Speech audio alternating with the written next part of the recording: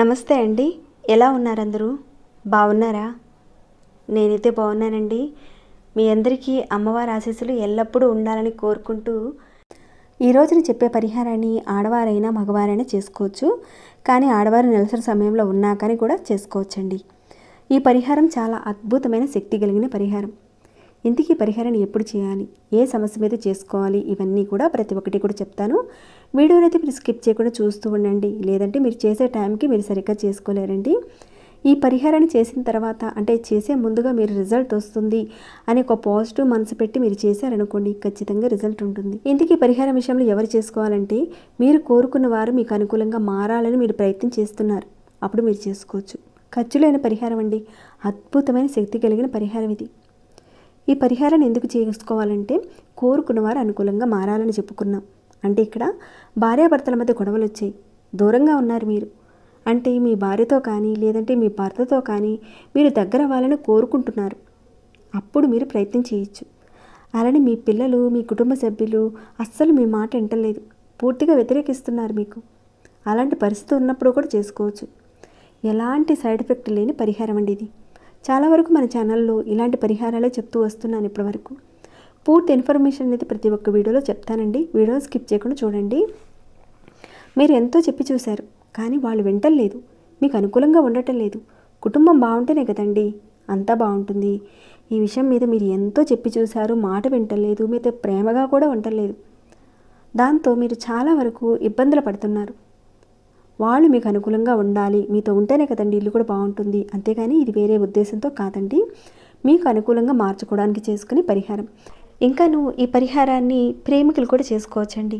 అంటే one side love ఉన్నవారు కాదండి, మీ ఇద్దరి వైపున ప్రేమ ఉంది, చిన్న గొడవల వల్ల అవతల వారు మీతో మాట్లాడట్లేదు, మీతో అనుకూలంగా ఉండటం లేదు, అలాంటి వాళ్ళు మీకు అనుకూలంగా మారాలి అని కోరుకునే ప్రేమికులైనా సరే ఈ పరిహారాన్ని చేసుకోవచ్చండి. అర్థమైంది కదండి ఎవరు ఈ పరిహారాన్ని చేసుకోవాలనేది. ఇక పరిహారాన్ని ఎప్పుడు చేసుకోవాలి, ఏ సమయంలో చేసుకోవాలి, ఎలాంటి పదార్థాలు వాడాలి, ఇవన్నీ కూడా చూద్దాము. ఈ పరిహారాన్ని మనం చంద్రగ్రహణం రోజున కానీ సూర్యగ్రహణం ఉన్న రోజుల్లో కానీ చేసుకుంటే చాలా మంచిదండి.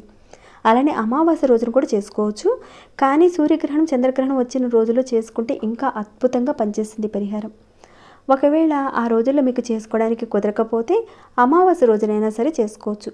కాస్త మీరు తొందరపడకుండా జాగ్రత్తగా ఓపికగా వీడియోనైతే చూస్తూ ఉండండి. ఇలాంటి పరిహారాల విషయాల్లో పూర్తిగా చూసి అర్థం చేసుకుంటేనే మనం కరెక్ట్గా చేసుకోగలుగుతాం. పరిహారానికి కావాల్సిన పదార్థాలు అంటే చూద్దామండి. ఒక 2 రూపాయల బిళ్ళలు, అంటే ఆ బిళ్ళలు 5 రూపాయలు కావచ్చు, 2 రూపాయల బిళ్ళలు కావచ్చు, లేదంటే 1 రూపాయి బిళ్ళలైనా సరే పర్వాలేదండి, తీసుకోండి. ఒక 2 బిళ్ళలు తీసుకోండి. ఇక్కడైతే నేను 2 రూపాయల బిళ్ళలు తీసుకున్నానండి, ఒక 2 తీసుకున్నాను. అలానే ఒక నలుపు రంగు దారం కావాలండి. అంటే అది మిషన్ కుట్టే నల్ల దారమైనా పర్వాలేదు, లేదంటే మొలతాడు కట్టుకునే దారం ఇలాంటిదైనా సరే తీసుకోండి. ఇక తర్వాత రెడ్ కలర్ స్కెచ్ పెన్ కానీ లేదంటే మార్కర్ కానీ రెడ్ కలర్ బాల్ పెన్ కానీ తీసుకోండి. రెడ్ కలర్ బాల్ పెన్తో అయితే సరిగ్గా రాయలేమండి, అందుకని నాకు తెలిసి రెడ్ కలర్ స్కెచ్ పెన్తో కానీ లేదంటే మార్కర్ కానీ తీసుకోండి. మార్కర్ అయితే బెస్ట్ అని చెప్తాను. ప్రస్తుతానికి నా దగ్గర అయితే మార్కర్ లేదండి, స్కెచ్తోనే నేను చూపిస్తాను. మీరు రెడ్ కలర్ మార్కర్ని ఉపయోగించడానికి చూడండి ఈ పరిహారం భాగంలో. ఒకవేళ మీ దగ్గర రెడ్ కలర్ మార్కర్ కానీ లేదంటే స్కెచ్ పెన్ కానీ ఇవి లేవనుకోండి, మనకి రెడ్ కలర్ నెయిల్ పాలిష్ ఉంటుంది కదండి, దాన్నైనా వాడుకోవచ్చు. కానీ మీరు కుంకుమలో నీళ్లు కలిపి అలా రాయిచ్చేమని అడుగుతారేమో, అలా మాత్రం చేయకండి. కేవలం రెడ్ కలర్ నెయిల్ పాలిష్తో చేసుకోవచ్చు, లేదంటే రెడ్ కలర్ స్కెచ్ పెన్తో కానీ మార్కర్తో కానీ చేసుకోవచ్చు ఈ పరిహారం విషయంలో. ఇక ఈ పరిహారాన్ని మీరు రాత్రి పడుకునే ముందు చేసుకోవాలి. అమావాస్య రోజున రాత్రి పడుకునే ముందు కానీ, చంద్రగ్రహణం రోజున కానీ, లేదంటే సూర్యగ్రహణం రోజైనా సరే మీరు రాత్రి పడుకునే ముందు చేసుకోవాలి. ముందు ఈ రూపాయి బిళ్ళలు ఉన్నాయి కదండి, ఈ రెండింటినీ తీసుకోండి. ముందు 1 రూపాయి బిళ్ళ మీద మీరు మీ పేరు రాయాలి. దీని మీద ఇక్కడ నేను పేరుకు బదులుగా ఇంటూ మార్క్ వేసి చూపిస్తున్నానండి, మీరైతే పేరు రాయాలి. కుదిరినంతలో నేను చేసి చూపిస్తున్నాను, మార్కర్తో కూడా బాగా రాయించండి. ఇదంతా మీకు అర్థం కావడానికి చూపించేదనమాట. 1 రూపాయి బిళ్ళ మీద మీ పేరు రాయండి. ఇక 2వ బిళ్ళ మీద ఎవరినైతే మీరు మార్చుకోవాలనుకుంటున్నారో వారి పేరును రాయాలి. ఈ విధంగా 1 రూపాయి బిళ్ళ మీద మీ పేరు రాశారు. రెండో బిళ్ళ మీద మీరు ఎవరినైతే మార్చుకోవాలనుకుంటున్నారో వారి పేరు రాస్తారు. అది మీ భార్య పేరు కానీ లేదంటే మీ కుటుంబ సభ్యుల్లో నుంచి ఎవరో ఒకరి పేరు మాత్రమే రాయాలండి.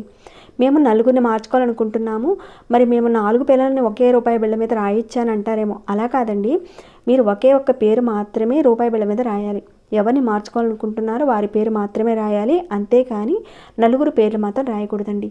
అర్థమైందనుకుంటున్నాను.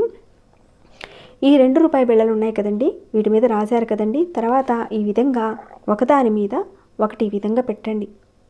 ఈ విధంగా పెట్టి నలుపు రంగు దారంతో, ఈ నలుపు రంగు దారం ఉంది కదండి, ఈ రూపాయి బిళ్ళ మీద ఈ విధంగా, అంటే రూపాయి బిళ్ళ అనేది కనిపించకుండా పూర్తిగా దారంతో చుట్టేసేయాలి.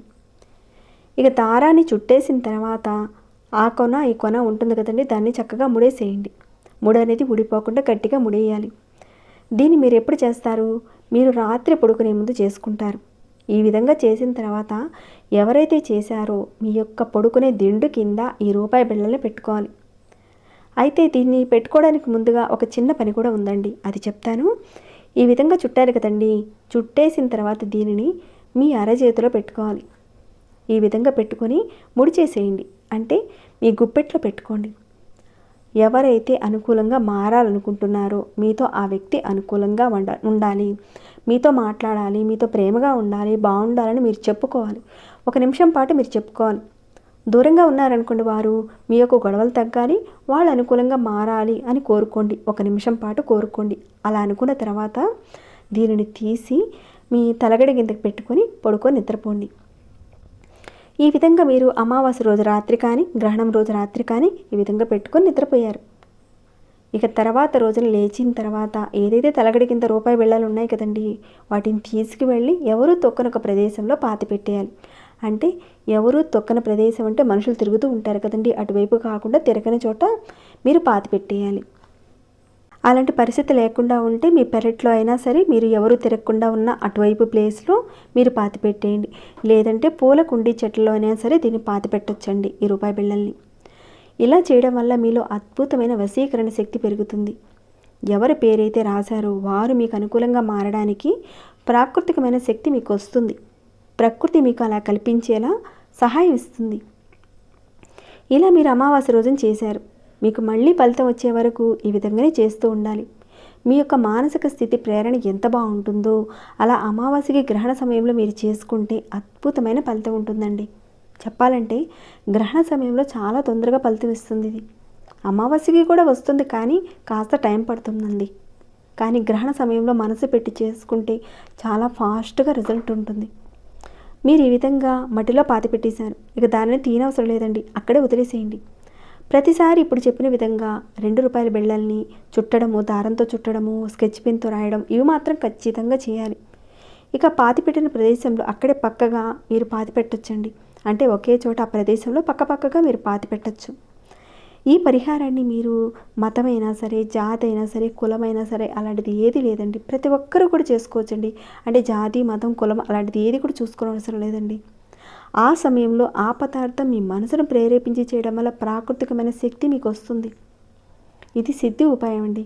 మామూలుగా పూర్వం రోజుల్లో చూసుకుంటే వెండి నాణాలతో చేసేవారు ఈ పరిహారాన్ని. కానీ ప్రస్తుతం చూసుకుంటే వెండి అనేది చాలా వరకు రేట్ ఎక్కువగా ఉంది కదండి. ప్రతిసారి మీరు 2 రూపాయలతో చేయాలంటే ఖర్చుతో కూడుకున్న పని కాబట్టి మీరు రూపాయి కాయిన్స్ మీదనే చేయండి, మంచి ఫలితాలు ఉంటాయి. ఎలాంటి సైడ్ ఎఫెక్ట్ లేని పరిహారం అండి. ఇదంతా మన మానసిక స్థితిని బట్టే ఉంటుంది. చేయగానే 2 రోజుల్లో ఫలితం వస్తుందా అని మాత్రం మీరు తొందరపడకండి. మన మానసిక స్థితిని బట్టే మీరు ధర్మంగా ఉన్నారు, చాలా బాధపడుతున్నారు. మీ మనో సంకల్పాన్ని బట్టి, మీ యొక్క ప్రేరణ శక్తిని బట్టి ఈ పరిహారం పనిచేస్తుంది. మీకున్న సమస్యల నుంచి బయటపడాలని నేను కోరుకుంటున్నానండి. మనస్ఫూర్తిగా మంచి ఫలితాలను అయితే మీరు చూస్తారు. తప్పకుండా చేసుకోండి. ఇక ఈ వీడియో మీకు ఎలా అనిపించింది అనేది కామెంట్ సెక్షన్లో చెప్పండి. ఇలాంటి సమస్యల విషయం మీద మీ చుట్టుపక్కల ఉన్నవారు కానీ లేదంటే మీ రిలేటివ్స్ వారు కానీ ఎవరైనా ఉంటే వారికి ఈ వీడియోని షేర్ చేసి పుణ్యం కట్టుకోండి. ఇంకా లైక్ ఇవ్వకుండా ఉంటే ఒక లైక్ ఇవ్వండి. సబ్స్క్రైబ్ కాని వారు సబ్స్క్రైబ్ చేసుకొని ప్రతిరోజు మన ఛానల్ నుంచి వచ్చే వీడియోస్ని వాచ్ చేస్తూ ఉండండి. మరొక భక్తి వీడియోలో మళ్ళీ మిమ్మల్ని కలుసుకుంటాను. అంతవరకు సెలవు.